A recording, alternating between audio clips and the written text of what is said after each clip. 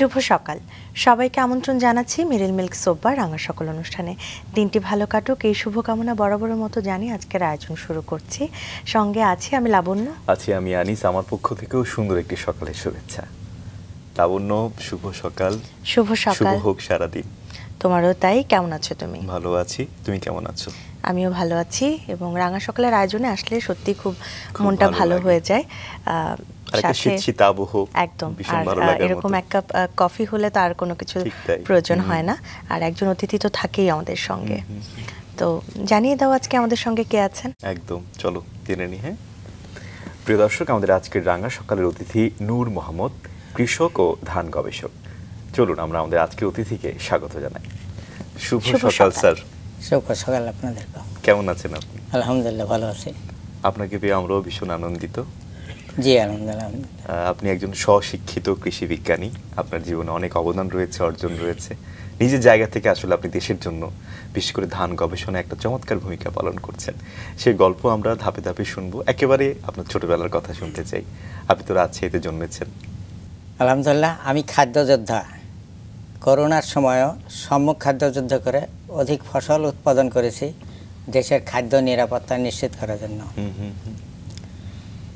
আমি কৃষিকাজ ছোটবেলা থেকে, আমার বাবা যখন চাষ করতেন তখন আমিও ওই বাবার কাছে ওই পান্থা নিয়ে যেতাম। আচ্ছা। এবং বাবা যেভাবে চাষ করে জমি এবং ধান যেভাবে রোপণ করে আমিও বাবার সঙ্গে দেখি, দেখে নিজে নিজে যে বাবা যখন করে আমি ওর এক কোণে এইভাবে কোদাল দিয়ে কোবাইয়ে সেখানে জমি তৈরি করে সেখানে ওই চারা নিয়ে রোপণ করি, করে নিজে নিজেই পরিচর্যা করি। পরে ধান যখন পেকে যায় তখন ধান কেটে নিয়ে আসি। আর আমাদের বরেন্দ্র অঞ্চলে প্রতি বছরে দেখতাম খরার জন্য ধানের ভালো ফলন হতো না। আচ্ছা। তো আমি মনে মনে ইয়ে করলাম যে এই খরার থেকে কিভাবে পরিত্রাণ পাওয়া যায়, এই খরার থেকে কিভাবে ধান রক্ষা করা যায়। আমরা যদি আরেকটু ছোটবেলায় থাকি, পরিবারে আপনারা কয় ভাই বোন ছিলেন? সে সময় পরিবারের কিছু গল্প, বাবার সাথে আসলে একসাথে কাজ করতেন, এই ধরনের কিছু স্মৃতিগুলো একটু জানতে চাই। আচ্ছা, আসলে আমার যখন আমি ক্লাস 3-তে পড়ি তখন আমার মা মারা যান। আচ্ছা। তারপর আমি যখন ক্লাস 5-এ উঠি তখন আমার বাবা মারা যান। আচ্ছা। তখন আমি কিন্তু আমার নানির কাছে মানুষ হওয়া। আপনারা কয় ভাই বোন? আমরা হলাম 3 ভাই 1 বোন। আপনি কততম? আমি বড় ভাই, ছোট, তারপরে বোন, তারপরে আমি 3 নম্বর। আচ্ছা। অর্থাৎ খুব অল্প বয়সেই কিন্তু আপনাকে বেশ যুদ্ধ করতে হয়েছে। বাবা মা হারা একজন সন্তানের যে জীবনের যে স্ট্রাগল, সেটা স্বাভাবিকভাবেই আপনার জীবনে নানির কাছেই মানুষ। বাবা মার স্মৃতি কি মনে পড়ে? কিছু কি মনে আছে? যদিও খুব ছোট আপনি। জি জি, একটু শুনি না। মা কিছু মনে পড়ে, কিন্তু বাবাটা যেহেতু একটু বড় হয়ে গেছে তখন বাবার কিছু মনে, ওই বাবার হাল ধরেই আমি এই কৃষিকাজে আসা। আচ্ছা। মানে অর্থাৎ বাবাই কৃষিকাজ করতে, সঙ্গে সঙ্গে আপনি সহযোগিতা করতেন যেমনটি বলছিলেন। এবং তার সঙ্গে সঙ্গে আমি নিজে নিজেই দেখি যে আমি কিভাবে করতে পারি। সেই জন্য আমি নিজেই একটা ছোট্ট একটা অংশে ওই বাড়ির পাশেই সেটাতে কোদাল দিয়ে কুপিয়ে ওখানে জমি তৈরি করে ওইখানে নিজে নিজেই ধান রোপণ করতাম এবং তার পরিচর্যা করতাম এবং পেকে গেলে সেটাও কেটে নিয়ে আসতাম। বড় ভাই কি করতেন? বড় ভাইরাও কি এই ধরনের কাজে যুক্ত ছিলেন? জি, বড় ভাইরা কৃষিকাজ করতেন। আচ্ছা। তখন আপনার বয়স কত ছিল? যে বলছিলেন যে খুব অল্প বয়সে কৃষিকাজে একদম ছোট ছিলেন। খুবই ছোট। জি, খুবই ছোট। ওই যে বললাম না, ওই তখন ওই 3-5 পর্যন্ত এরকম শুধু। জি, আমরা আপনার সঙ্গে তো গল্প করব আজকে পুরোটা সময়। আপনার সম্পর্কে আমরা একটু জানি, সেটা একটু এই মুহূর্তে দর্শকদের জানিয়ে আসতে চাই। স্বশিক্ষিত কৃষি বিজ্ঞানী নূর মোহাম্মদ রাজশাহীর তানোর উপজেলার গোল্লাপাড়া গ্রামের এক সংগ্রামী মানুষ। ছোটবেলা থেকেই কৃষিকাজের প্রতি তার অদম্য আগ্রহ। খরাপীড়িত বরেন্দ্র অঞ্চলের কৃষি সমস্যা সমাধানে তিনি 20 বছর ধরে নিজস্ব উদ্যোগে ধান নিয়ে গবেষণা করছেন। তার উদ্ভাবিত কৌলিক ধানের জাতসমূহ উচ্চ ফলনশীল, খরা সহিষ্ণু এবং রোগ পোকামাকড় প্রতিরোধী। বাংলাদেশ ধান গবেষণা ইনস্টিটিউটের বিজ্ঞানীদের সহায়তায় তিনি 200 কৌলিক সারি উদ্ভাবন করেছেন, যার মধ্যে 5টি জাত হিসেবে স্বীকৃতির যোগ্য। সম্প্রতি মালয়েশিয়া কৃষক বিজ্ঞানী সম্মেলনে অংশগ্রহণ করে তিনি তার কাজে আন্তর্জাতিক স্বীকৃতি পেয়েছেন। 17টি দেশের বিজ্ঞানীদের সামনে তা খাদ্য নিরাপত্তায় তার অবদানের কথা তুলে ধরেন। স্বল্প সময় ও কম খরচে ফলনশীল ধান উদ্ভাবনে তার কাজ দেশের কৃষিতে নতুন সম্ভাবনার দুয়ার খুলে দিয়েছে। কাজের স্বীকৃতিস্বরূপ এর আগে প্রধানমন্ত্রীর হাত থেকে স্বর্ণপদকও লাভ করেছেন তিনি। তার কাজ সম্পর্কে আমরা নিশ্চয়ই শুনবো।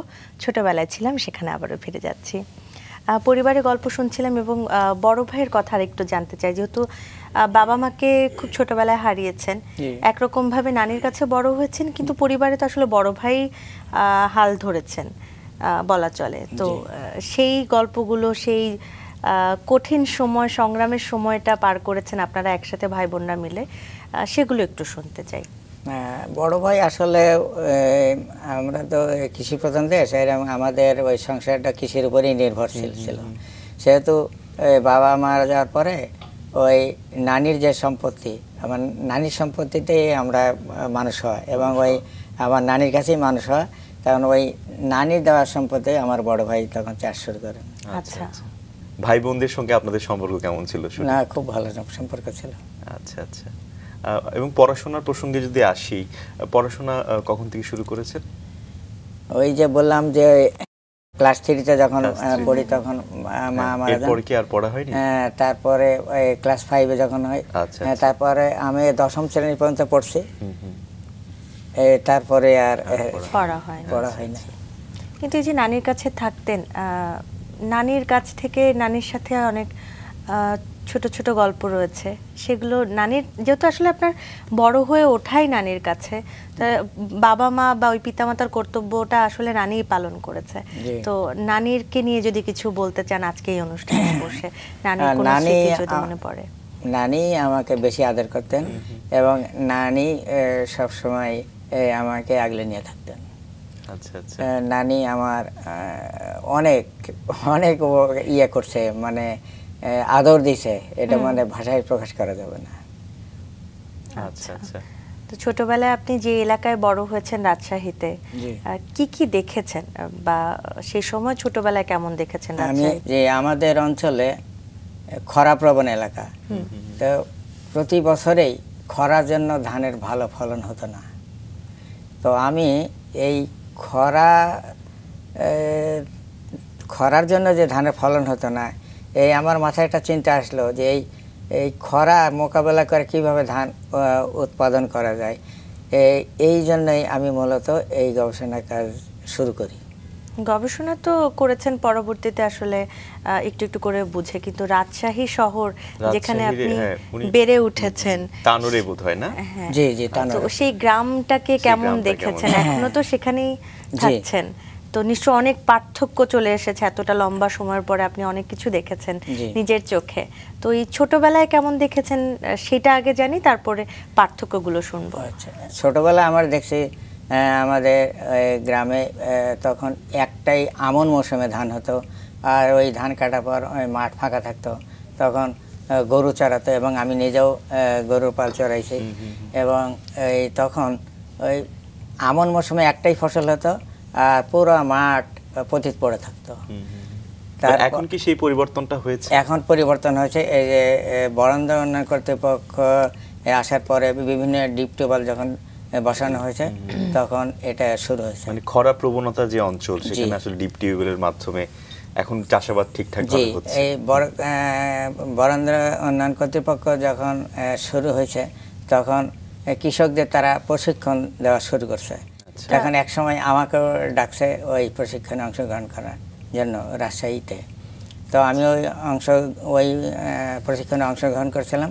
ওইখানে রাজশাহী ধান গবেষণা ইনস্টিটিউটের বিভাগীয় প্রধান ডক্টর আব্দুল মজিদ, উনি তখন বিভাগীয় কর্মকর্তা ছিলেন। কত সালের কথা সেটা? প্রায় মনে আছে আপনার? অনেক দিন আগের কথা। আচ্ছা, যেমন বলছিলেন যে তখন ধান চাষ হতো, খরা প্রবণ এলাকা ছিল, বাট এখন সেই খরাপ্রবণ এলাকাটাকে কাটিয়ে আসলে ধান ঠিকঠাকভাবে উৎপাদন হচ্ছে, তখন আসলে কতবার ধান হতো এক বছরে? আর এখন না, বছরে একবারই শুধু আমন মৌসুমে ধান হতো। আচ্ছা, ওই প্রশিক্ষণ নেওয়ার পরে ওনারা তখন বললো যে আমাদের ওখানে গবেষণাগারে ভালো বীজ পাওয়া যায়। আর এখন কতবার চাষ করা যায়? এখন 3বার চাষ করা যায়। 3বার চাষ করা যায়। জি, বাহ, চমৎকার। 3বার। এবং এবং পরিবর্তন। আমাদের এলাকায় এখন আলু চাষ হচ্ছে, যে এখন 4বার পর্যন্ত হচ্ছে। তা মোটামুটি একটা জমিতে 3বার ফসল হয়। আর কি কি চাষ করা যাচ্ছে এখন, করা হচ্ছে? এখন আমাদের এলাকায় প্রথমে ধান, ধানের পর ওখানে আলু, আলুর পর কোনো কোনো জমিতে আবার ধান হচ্ছে, আবার কোনো কোনো জমিতে এই অগ্রহণে যে ধান, এই ধান কাটার পর রবি শস্য, যেমন কোনোটাতে গম, আলু, ভুট্টা, সরিষা, বিভিন্ন শাকসবজি, বিভিন্ন রবি ফসল চাষ হচ্ছে। এক মাঠে আসলে অনেক কিছুই ফলন করা যাচ্ছে, সম্ভব হচ্ছে। শুনি আসলে এখন আসলে কি কি পরিবর্তনগুলো এসেছে? আগে বলছিলেন যে খরা ছিল, তারপরে এখন ডিপ টিউবওয়েল বসানোর কারণে অনেক পরিবর্তন এসেছে, এখন ফসল উৎপাদন অনেক বেশি বেড়েছে। শুনি সেই অঞ্চলে আসলে আর কি কি হয়। আসলে আমাদের দেশে তো এখন জমির পরিমাণ প্রতিনিয়ত কমে যাচ্ছে, আবাদি জমির পরিমাণ প্রতিনিয়ত কমছে। যেমন বাড়িঘর, কলকারখানা, হাটবাজার, সড়ক, জনস্থাপন, নদী ভাঙ্গন, ইট ভাটা ইত্যাদি কারণে আবাদি জমির পরিমাণ প্রতিনিয়ত কমছে। তদুপরি রয়েছে রোগ, পোকামাকড়, খরা, বন্যা, জোয়ার ভাটা, লবণাক্ততা, শৈত্যপ্রবাহ, ঘূর্ণিঝড়, শিলাবৃষ্টি ও জলবায়ু পরিবর্তনের ঝুঁকি। এইসব প্রতিকূলতা মোকাবেলা করে আমাদেরকে ফসল উৎপাদন করতে হচ্ছে দেশের খাদ্য নিরাপত্তা নিশ্চিত করার জন্য। এখন আমরা দেখছি যে যেহেতু আমাদের প্রতিনিয়ত আমাদের ফসলের জমি কমে যাচ্ছে, তখন সেহেতু আমাদেরকে ফসল উৎপাদন বাড়াতে হবে। উৎপাদন না বাড়ালে তো আমাদের এই খাদ্য ঘাটতি পূরণ সম্ভব হবে না। এই জন্য আমাদের এলাকায় এখন আগে একটাই ফসল হতো, এখন তার পরিবর্তে 2টা হলো আমন। আর আগে একটাই আমন হতো, এখন তার পরবর্তীতে এটা হলো 2টা আমন এবং বোরো। এখন আমাদের এলাকায় সবজি ব্যাপক চাষ হচ্ছে। যেমন আমন ধান কাটার পরে ওই জমিতে কেউ আলু চাষ করছে, কেউ গম, ভুট্টা, সরিষা, তারপর বিভিন্ন শাকসবজি এরকম ফসল চাষ হচ্ছে। যেমন সিম, লাউ, মিষ্টি কুমড়া, টমেটো ব্যাপক এখন চাষ হচ্ছে। তারপরে এই যে তৈলবীজ, এই যে তেলের ঘাটতি পূরণের জন্য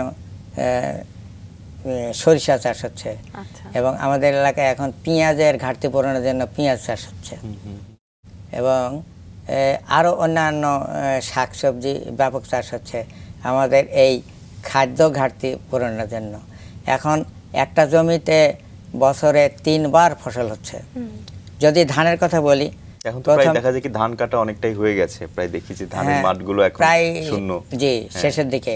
এবং ওই যে ধান কাটার পরেই এখন ওই জমি আমরা ফাঁকা রাখি নাই, ওখানে এখন আলু চাষ হচ্ছে, কেউ সরিষা বোনা হয়েছে, কোথাও গম হয়েছে এবং কোথাও সরিষা হয়েছে। এরকম আমরা এখন জমি ফাঁকা রাখছি না এই খাদ্য ঘাটতি পূরণের জন্য। আচ্ছা, চমৎকার পরিবর্তন। এমনিতে আপনি তো বাবাকে দেখে আসলে কৃষিকাজের আগ্রহ আপনার এসেছে, কিন্তু ধীরে ধীরে আপনার নানান রকম প্রশিক্ষণ নেওয়া হয়েছে, নিজে নিজে শিখেছেন, অনেক অভিজ্ঞতা রয়েছে। তো সে সময়ের অভিজ্ঞতাগুলো একটু শুনি, কিভাবে কাজগুলো শিখতেন ওগুলো একটু শুনবো। তো আমি মূলত ওই আগে যেভাবে কৃষি কাজ হতো, মান্ধাতান আমার যে চাষ হতো ওইভাবেই চাষ হতো। কেমন হতো ওই সময়? তখন ওই ধানের ফলন বিঘা প্রতি 6 মণ 7 মণ, উপরে ঊর্ধ্বে 8 মণ থেকে 10 মণ, এর বেশি আর বিঘা প্রতি ফলন হতো না। আর ওই একটাই ফসল, আর অধিকাংশ খরাই ওই ধান নষ্ট হয়ে যেত, ফলন ভালো হতো না। তো আমি ওই সময় এই বরেন্দ্র বহুমুখী উন্নয়ন কর্তৃপক্ষ আসে ওই সব জায়গায় ডিপ টিউবওয়েলের শুরু হয়ে গেল, এবং ওই ফাঁকা জায়গায় গাছ লাগানো শুরু হলো।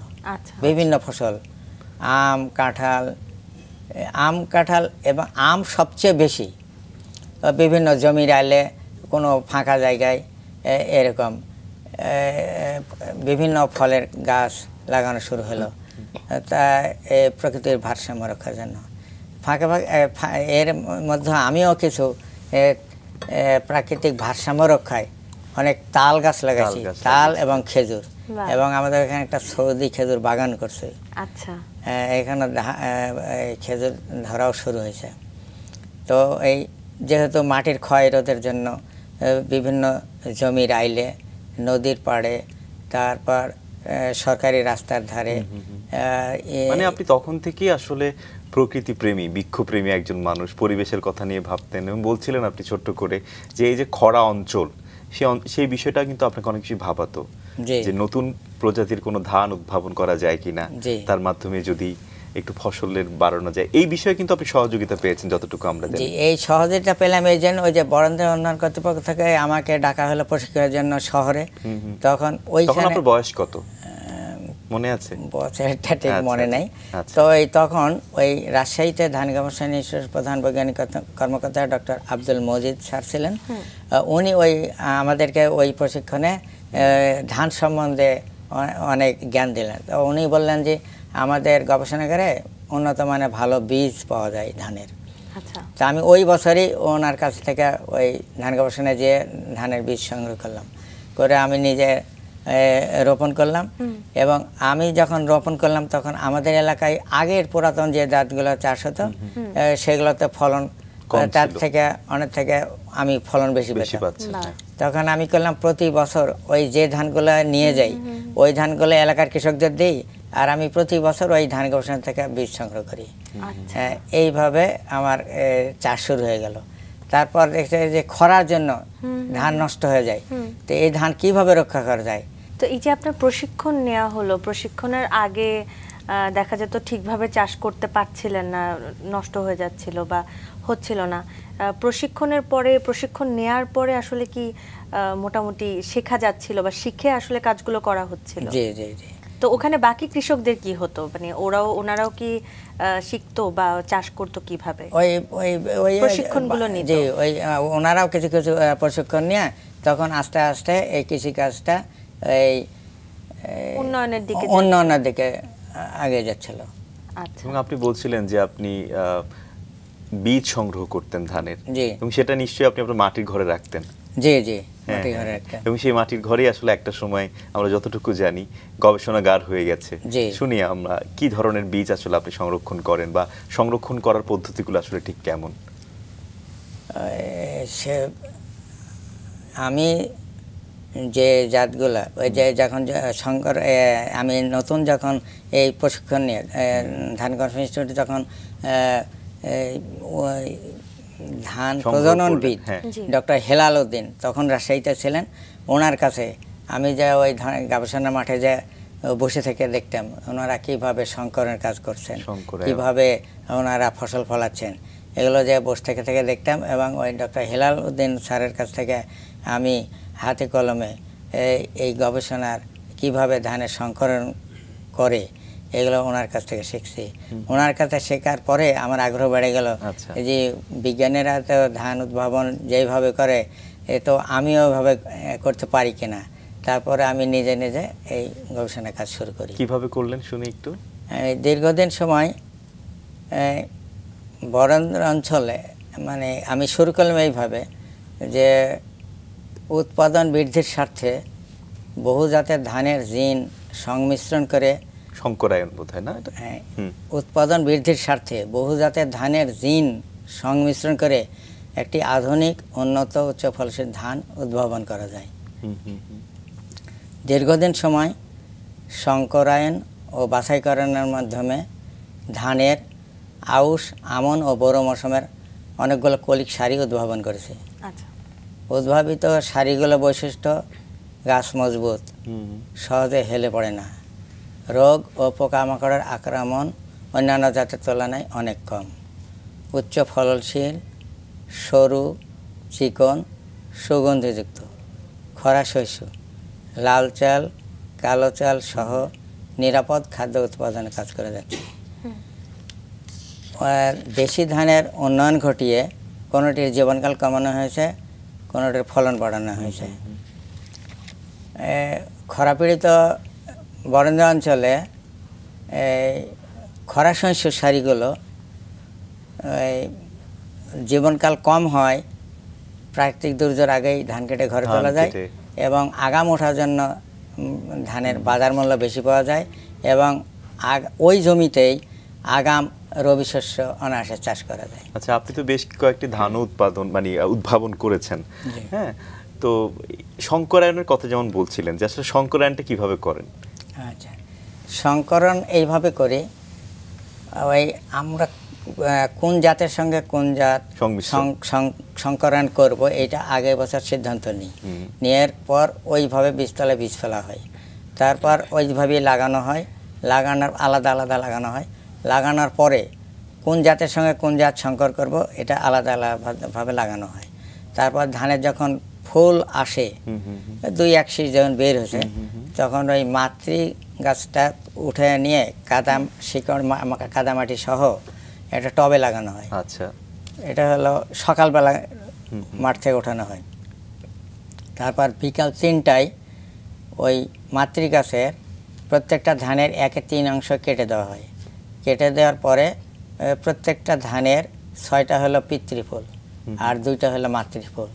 এই পিতৃফুল 6টা ওই আমরা দিয়ে ফরসেপ দিয়ে বের করে নিই। বের করে নেওয়ার পরে ওই বের করার সময় যদি ওই মাতৃফুল যদি বের হয়ে যায় তাহলে ওখানে আর ওটা ধান হবে না, চিটা হবে। তো ওই তখন এটা দিয়ে আবার দেখা হয়, ম্যাগনিফাইং গ্লাস দিয়ে আবার দেখা হয়, খুব ছোট্ট তো, তার মধ্যে পিতৃফুল ছাড়া পড়লো কিনা। এরপর বের করার পর বিকাল 3টায় বের করার পরে এটা গ্লোসি পেপার দিয়ে ঢেকে জিঙ্ক ফিল্ম দিয়ে আটকে রাখা হয়। পরদিন সকালবেলা সূর্য ওঠার আগে ওই পিতৃফুল মাঠে থাকে, ওই শীষগুলো কেটে নিয়ে ওই মাটি বা কাদাতে ভিজিয়ে রাখি যেন রেণু শুকায় না যায়। সকাল 9টা থেকে 11টার মধ্যে ধানে পরাগায়ন হয়। মাঠে যখন ফুল ফোটে তখন ওই যে পিতৃ গাছের শীষ কেটে নিয়ে গেছি ওটারও ফুল ফুটে যায়। তখন ওই যে আগা দিন যে কেটে ওই যে গ্লোসি পেপার দিয়ে ঠেক রাখছি, আর ওই গ্লোসি পেপার খুলে তারপর ওই ধানের ওই পিতৃফুলে রেণুটা ওর মধ্যে পরিষ্কার, এইভাবে সংকরণের কাজ করা হয়। আচ্ছা আচ্ছা, এইভাবে সংকরণ করে তো আপনি বেশ কিছু নতুন ধান উদ্ভাবন করেছেন। হ্যাঁ, শুনি সেগুলো আসলে কি রকম? এই সংকর করার পরে এইটা তো এই বীজ হতে কতদিন প্রথম যেটা পাই এটা কিন্তু ধানে তখন ওই যে 1/3 অংশ কেটে দিই তখন কিন্তু ওই ধান আর থাকে না, তখন চাল হয়। ধান গাছে তখন চাল থাকে, ওই চাল যখন পেকে যায় তখন ওই চালটা ওই কেটে নিয়ে এটা ভালো করে শুকায় রেখে তারপর পরবর্তী মৌসুমে যখন ওই চালকে আবার জার্মিনেশন দিই, দিয়ে তখন যখন গাছ বের হয় তখন ওইটা আবার রোপণ করা। ওই যখন যে চালটা পাইলাম ওইটা হলো F1 বলে। জি, F1 থেকে 3 পর্যন্ত, 8 পর্যন্ত করা যায়। তারপরে এটা অবজারভেশন ট্রায়ালে যায়। অবজারভেশনের পরে তারপর প্রাথমিক ফলন পরীক্ষা দেখা যায়, তারপর দ্বিতীয়বার ফলন পরীক্ষা দেখা হয় কেমন হচ্ছে, তারপর আঞ্চলিক ফলন পরীক্ষা, বিভিন্ন জায়গায় রোপণ করা হয় কোন অঞ্চলে কিরকম হচ্ছে, হ্যাঁ, তারপর অগ্রগামী সারির পরীক্ষা হয়, অ্যালার্ট বলে। আমরা যখন সংকর করার পর যে চালটা পাই এটা হলো F1। ওই F1 সেটটা আবার ওই শুকিয়ে ভালোভাবে রেখেছি, যখন মৌসুম আসে তখন ওই চালটা আবার জার্মিনেশন দেওয়া হয়, দিয়ে ওইখানে যখন অঙ্কুর বের হয় তারপর ওইখানে ওই চারা যখন তৈরি হয়ে যায় তখন এটা রোপণ করা হয়। রোপণ করার পরে যেটা যে অনেকগুলো তখন একসঙ্গে পাওয়া যায়, ওই তখন ওগুলো বাছাই করা হয় কোনটা ভালো। কিভাবে বুঝেন যে কোনটা ভালো? ওই যে একসঙ্গে যে ওই চালগুলা যখন জার্মিনেশন দেওয়ার পর যখন চারা বের হলো তখন তো রোপণ করা হয়, তো একটা একটা করে রোপণ করা হয়। তো একটা করে দেখা যায় কোনটা ভালো হচ্ছে এর মধ্যে, কোনটার শীষের গাঁথনি ঘন এবং ছড়া লম্বা ভালো বাড়ছে, যেগুলো এবং রোগ পোকা কম হচ্ছে ওগুলো বাছাই করে নেই। এখন কমপক্ষে 10টা বাছাই করা হয়, তারপরে পরের বছর আবার দেওয়া যায়। এইভাবে F1 থেকে 8 পর্যন্ত। তারপরে এখানে অবজারভেশন ট্রায়ালে দেওয়া হয়, যে এর মধ্যে কোনটা ভালো হচ্ছে, ওই সেগুলো 2-3টা থেকে কমপক্ষে এরকম নয়, প্রত্যেকটা লাইন থেকে বাছাই করা হয় যেগুলো ভালো। এই একসঙ্গে ফুল, একসঙ্গে থোড়, একসঙ্গে ফুল, একসঙ্গে না বের হওয়া পর্যন্ত দেখতেই থাকতে হয়। আচ্ছা তারপরে ওই প্রাথমিক ফলন পরীক্ষা দেখা হয়, তারপরের বছর হয় দ্বিতীয় ফলন পরীক্ষা, তারপরে হয় এটা আঞ্চলিক ফলন পরীক্ষা। ওটা তো এক জায়গায় করি, তখন বিভিন্ন জায়গায় ফলন পরীক্ষা করে কোন অঞ্চলে কীরকম হচ্ছে। তারপরে এটা হলো অ্যালার্ট যায়, অ্যালার্ট মানে অগ্রগামী সারির ফলন পরীক্ষা। তারপরে পিভিটি মানে প্রপোজ ভ্যারাইটি ট্রায়াল। এই প্রপোজ ভ্যারাইটি ট্রায়ালের এটা হলো শেষ। এখানে যখন সব ঠিক হয়ে যায় তখন ওই তার আগে আমরা দেখা যায় কোনটা রোগ পোকামাকড়ের আক্রমণ কীরকম, তারপর তার ফলন কীরকম, এবং তার আগে দেখা যায় এটা খেয়ে মানব দেহের কোনো উপকারে আসবে কিনা, প্রোটিন এগুলো কীরকম আছে এগুলো দেখা হয়। তারপরে এটা ওই জাত হিসাবে কৃষকের মাঠে চাষের উপযোগী হয়। অর্থাৎ বেশ কিছু প্রক্রিয়ার মধ্য দিয়ে আসলে যেতে হয় এবং বেশ যত্নের প্রয়োজন রয়েছে। জি জি, হ্যাঁ, সময়টাও অনেক বেশি লাগে। এবং আপনার যে উৎপাদিত যে থিওরির মতে প্রায় 14 বছর লেগে যায়, বুঝছেন। তা আমরা যে F1 থেকে F8 অত দূর যাই না, ওই যখন ফিক্সড হয়ে যায় তারপরে তখন আমরা এই প্রক্রিয়াগুলো শুরু করি, যাতে সময় গেলে কিছু কমায় নেওয়া হচ্ছে।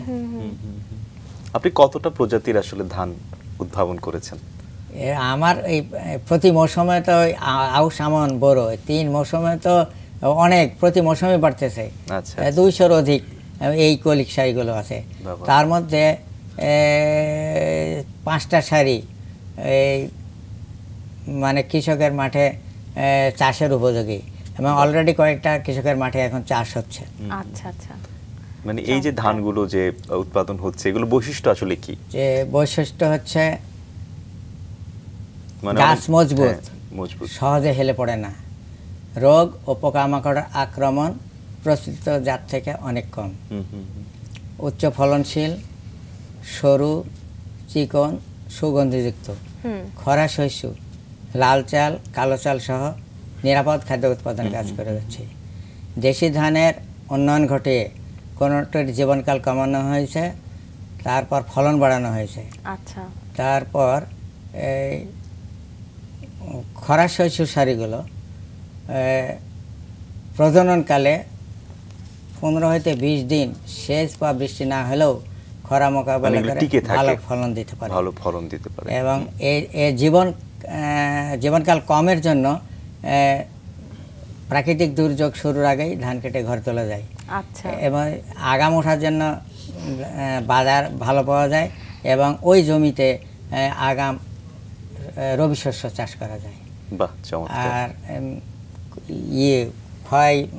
একটা নতুন ধান উদ্ভাবন করা হয়েছে, সেটা হলো নূর ধান 2। সেটা হলো সরু এবং চিকন। একই ধানের, এটা কি আপনি উদ্ভাবন করেছেন? জি, একই ধানের চাল থেকে ভাত, পোলাও, বিরিয়ানি, তেহারি, খিচুড়ি, পায়েস, পান্তা সব কিছু খাওয়া যায় এক চাল থেকে। আচ্ছা, আর খরাপীড়িত বরেন্দ্র অঞ্চলে কিভাবে কম পানিতে, কম সময়ে, কম খরচে ধান কেটে ঘরে চলে যায়, এ নিয়ে গবেষণা কার্যক্রম চলমান রয়েছে। এমনি বিভিন্ন দেশের বিজ্ঞানীরাও অনেক জাত উপহার দিয়েছে। জি, সেটা নিয়ে কিভাবে? বিগত আমি যে নভেম্বরের 4 তারিখে মালয়েশিয়ায় গিয়েছিলাম, ওইখানে 17টা দেশের বিজ্ঞানীরা অংশগ্রহণ করছিলেন। সেখানে তাদের সঙ্গে আমরা বীজও বিনিময় করছি। আমার বীজ তাদেরকে দিয়েছি, তাদের বীজ আমাকে দিয়েছে। আমার বীজ পেয়ে তারা তো খুব খুশি, এবং তারাও আমাকে কিছু বীজ দিয়েছে। তাদের এলাকায় ওই পাহাড়ি অঞ্চলে ওই ওদের তো জমি সমতল না, ওই পাহাড়ের ওই ঝুম চাষের মতন ওদের ধান চাষ করতে 6 মাস সময় লাগে। তো ওখান থেকে কিছু বীজ নিয়ে আসছি, সেগুলো আমি আশা করছি যে এই ধানের জীবনকালগুলো আরো কমিয়ে নিয়ে আসবো আর কি। এগুলো জীবনকাল কেমন, কত সময়? ওদের জীবনকাল 6 মাস লাগে। আচ্ছা, আপনি কিভাবে জীবনকালটা মানে কমিয়ে আনবেন? এই যে কমিয়ে আনার অনেকগুলো প্রক্রিয়া আছে। সংকরায়নের মাধ্যমে হ্যাঁ, হুট করে এগুলা তো বলা এটা অনেক সময় লাগবে। মানে এটা কি সংকরায়নের মাধ্যমে? জি, সংকরায়নের হ্যাঁ, মাধ্যমে কতকগুলা সংকরণ করা যাবে, যে ধানগুলা জীবনকাল কম তার সঙ্গে ওটা সংকরণ করা যাবে। আর যেহেতু ওটা খরা সহ্য করতে মানে বৃষ্টির উপর নির্ভর, সেহেতু সেচের কোনো ব্যবস্থা নাই। আমাদের এই এলাকায় অনেক খরা সহনশীল, আমার কাছে অনেকগুলো আছে, তার সঙ্গে সংকর করার মাধ্যমে তাহলে এগুলো সময়টা কমে আসবে। আর একটা জাত আছে নূর ধান 1, এটা হলো গাছ খাটো এবং ধান পাকার পরও পুরা গাছের পাতা সবুজ থাকে এবং ধানের বোটা এত শক্ত, ওই ঝড় বাতাসে অনেক ঝরে যায়, হালকা শিলাবৃষ্টি হলেও এটা ঝরে না, এবং গাছ খাটো এবং আগাম। এই ধানগুলো যেমন আমাদের দেশের খরা মোকাবেলা করার জন্য খুবই উপযোগী। আপনি বলছিলেন আপনার কথায় যে লাল এবং কালো ধানের যে বিষয়টা, এটা একটু শুনি। হ্যাঁ, লাল, এখন তো লাল ধানের গুলো প্রোটিন খুব বেশি আছে, যেহেতু এই ধানগুলোর পুরা চাল একদম লাল হবে। তবে মিনিং এর একটা ব্যবস্থা আমাদের দেশে খুব একটা ভালো না।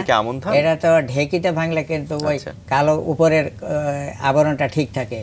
আর আমরা তো আমাদের রাইস মিলের পলিশার গুলো আয়রন, যার জন্য এটা বেশি ওই পলিশ করে ওই উপরে লাল আবরণটা এটা ইয়ে যায়।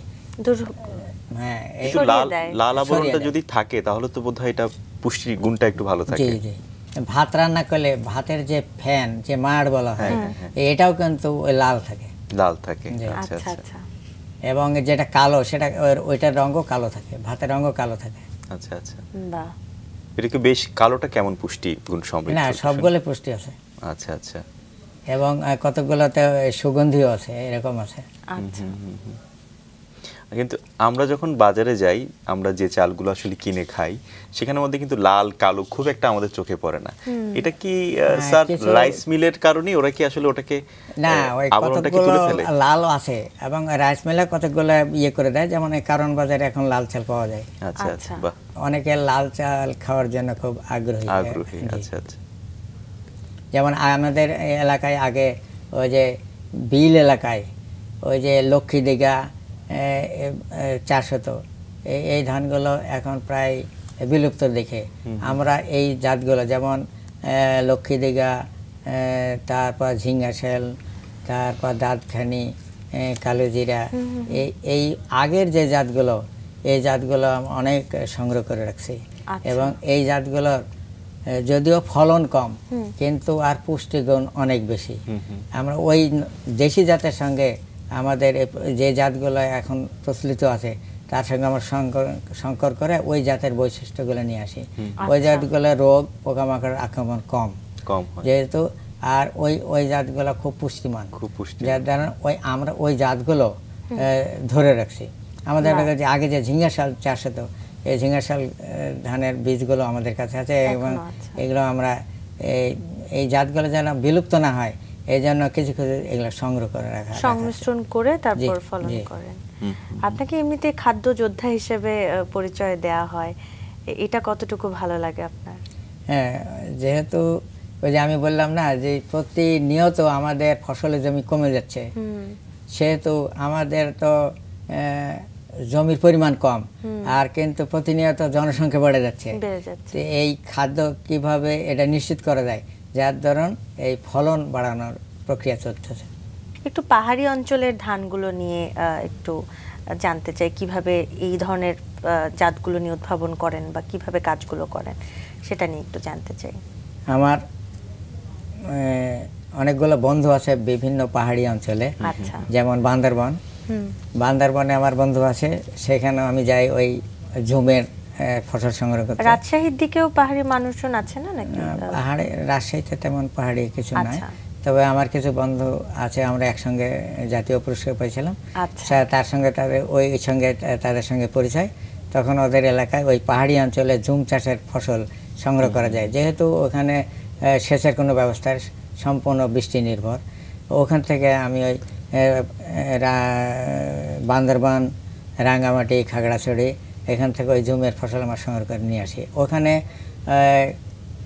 যেহেতু সেচের ব্যবস্থা নেই, খরা সহ্য করতে পারে, ওইখান থেকে আমি ওই ধানগুলোর বীজ নিয়ে এসে আমাদের এখানে নিয়ে আসা চাষ করার পরে যে জাতগুলো কম ফলন দেয় বা ভালো ফলন দেয় তার সঙ্গে ওই জাতগুলো সংকর করলে পরে ওই খরার প্রবণতা তার মধ্যে চলে যায়।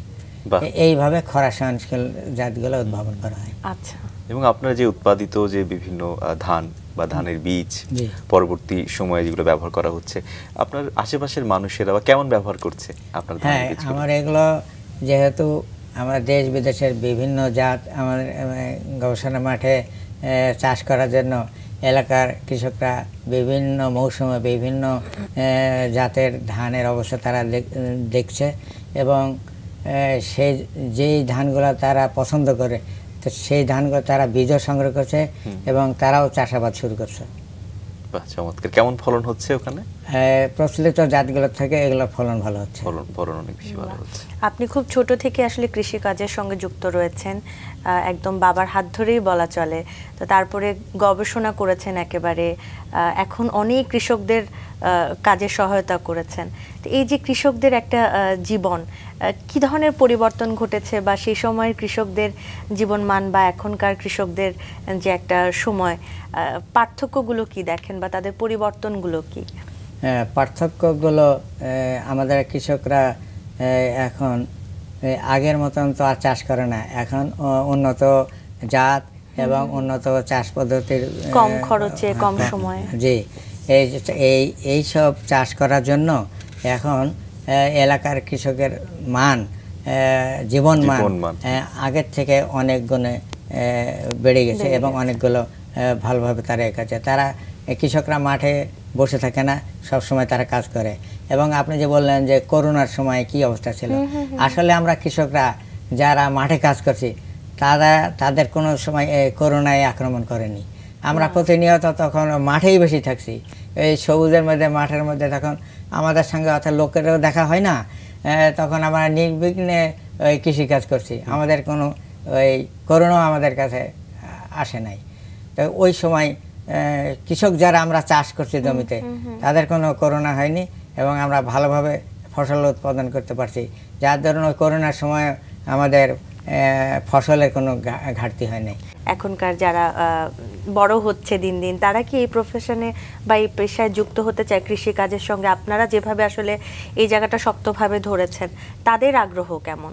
তাদের আগ্রহ মাঝখানে তারা আগ্রহ হারিয়ে ফেলছিল, যেহেতু আমরা যে ফসলগুলো উৎপাদন করি সেগুলার উৎপাদন করতে উপকরণগুলোর দাম বেশি ছিল, যার ধরুন অনেকে উৎপাদন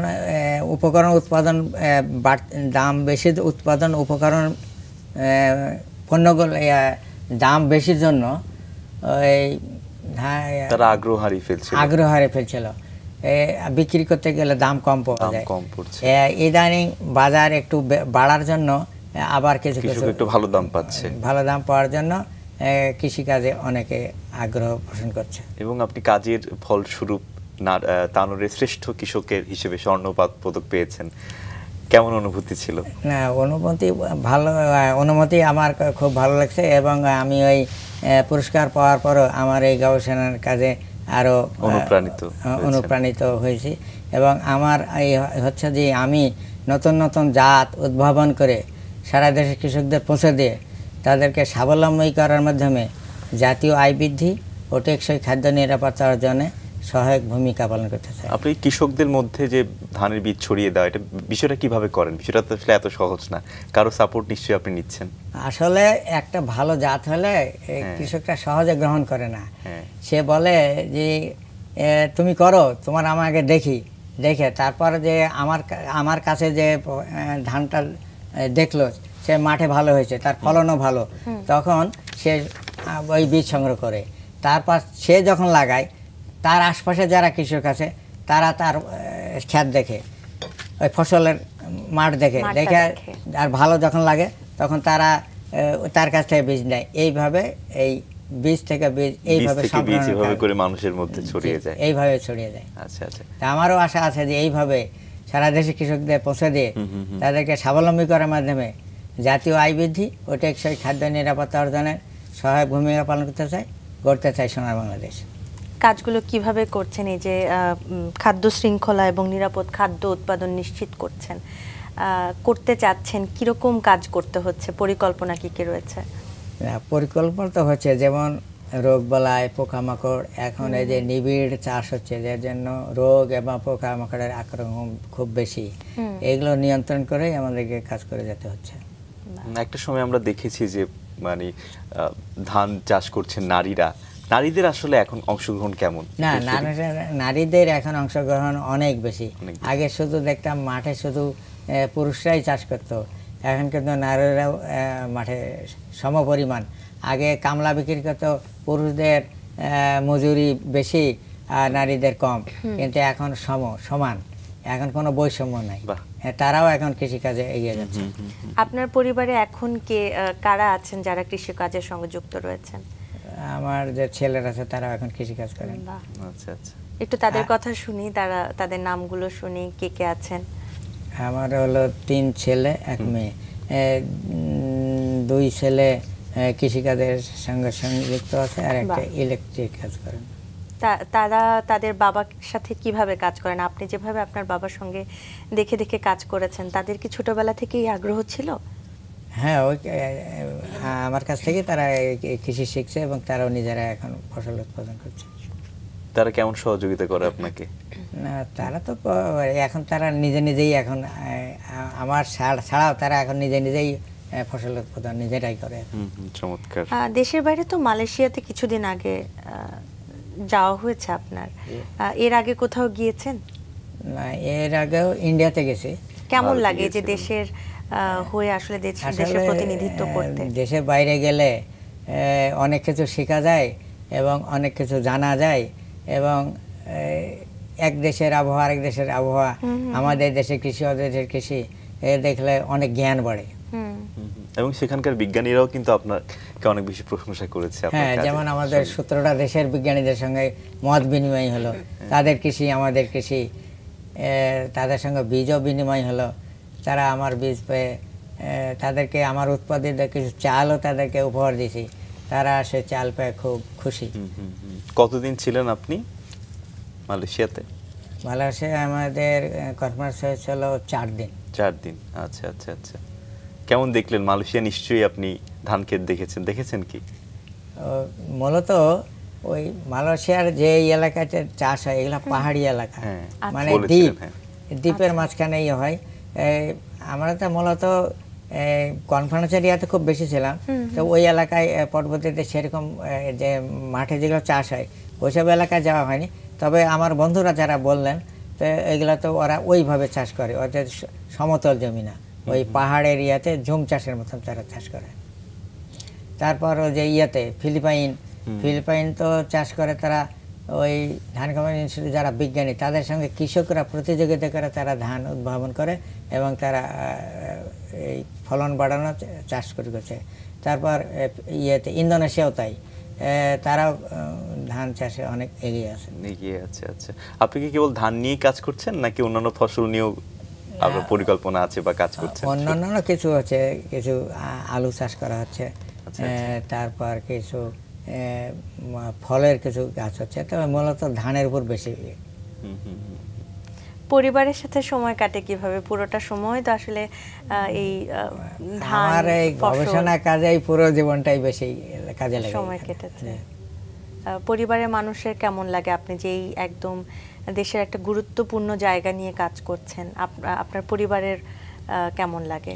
না, আগে তো তেমন ওই দেখতোই না, আর এলাকার লোক আগে পাগল বলতো। ইদানিং কিছুটা সহনীয়ের মধ্যে। পাগল বলতো কেন? ওই যে আমি ধানের সঙ্গেই লেগে থাকতাম, এই একটার পর একটা ধান করছি, আর অনেকে বলছে এইরকম কাজ করার সময় লস হচ্ছে, হ্যাঁ এই কাজ কেউ করে, এই ধরনের তারা বলতো যে পাগল কাজ করছে। আর এখন কি বলে? এখন আর পাগল বলে না। আসলে আমরা যখন নতুন কোনো কিছু করি তখন শুরুতে সবাই কিন্তু একটু অন্য দৃষ্টিতে দেখে, একটু নেতিবাচক দৃষ্টিতে দেখে, কিন্তু সেখান থেকে যখন আমরা একটা সফলতা পাই, যেমনটি আপনি পেয়েছেন, দেশ সেরা আপনি কৃষক হয়েছেন তানোরের, সেটাই কিন্তু আসলে মানুষের দৃষ্টিভঙ্গি পরিবর্তন করে দেয়। এটা একটা চমৎকার একটা বিষয়। আর আপনাদের রাজশাহী অঞ্চলে তো আমের জন্য বিখ্যাত। হ্যাঁ, আম নিয়ে কি আপনার কি কোনো পরিকল্পনা আছে? হ্যাঁ, আমলিও তো করছে। আমরা ওদের গ্রাফটিংয়ের মাধ্যমে নতুন নতুন জাত যেখানে পাওয়া যায় সেখান থেকে, যেমন আমি হচ্ছে বান্দরবনে গেছিলাম, র্যাঙ্গুইন, তারপর কিউজাই, এগুলো অনেকগুলো জাত আছে, ওই জাতগুলো সংগ্রহ করছি। এটা তো আরো সহজ। এগুলো তো নিয়ে আসে ওই গাছের ছাইগুলো কেটে নিয়ে, আর একটা দেশি টক আম, ওই যে আঠি চারা দিলে, বীজ চারা দিলে যে গাছ হয়, ওটার সঙ্গে গ্রাফটিং করে দিলে ওই জাতের গুণাগুণ চলে আসে, তখন আর টক থাকে না। এরকম করে নতুন নতুন উদ্ভাবন করে আম, তারপর লিচু, ওই গ্রাফটিং, তারপর কমলা, মালটা, এইভাবে এগুলো বিস্তারিত। খুব সুন্দর একটা সময় কেটেছে। তারপর ড্রাগন, বাহ, ড্রাগন তো এখন অনেকের সবারই প্রিয় একটি। হ্যাঁ, আমার এক বন্ধু মনির ভাই, সে 10 বিঘা ড্রাগন চাষ করছে। বাহ, বুঝছেন, সে এখন স্বাবলম্বী। চমৎকার। অনেক চমৎকার একটি সময় কেটেছে আজকে পুরো ঘন্টা। একেবারে শেষের দিকে চলে এসেছি, কিন্তু আপনার মতো অনেকেই আমাদের নীরবে নিভৃতে আসলে কাজ করে যাচ্ছেন, যাদের প্রতি আমরা কৃতজ্ঞ। আপনার যদি দেশের মানুষের প্রতি, আমাদের মাছরাঙা দর্শকদের প্রতি কিছু বলবার থাকে। আসলে আমি তো কৃষক মানুষ, আমার তো কথা সাজিয়ে গোছিয়ে বলা হচ্ছে না, তবুও আমি চেষ্টা করে যাচ্ছি যেন এই কৃষি কাজটা এবং গবেষণা কাজটা আমি যেন লেগে থাকতে পারি, এবং আপনাদের কাছে দোয়া চাচ্ছি আমি যেন এই কৃষি কাজ করে এগিয়ে যেতে পারি, এবং দেশের খাদ্য নিরাপত্তা নিশ্চিত করার জন্য আমি যেন কাজ করে যেতে পারি। অনেক অনেক শুভকামনা আপনার জন্য। ভালো থাকবেন। আপনারা ভালো থাকবেন।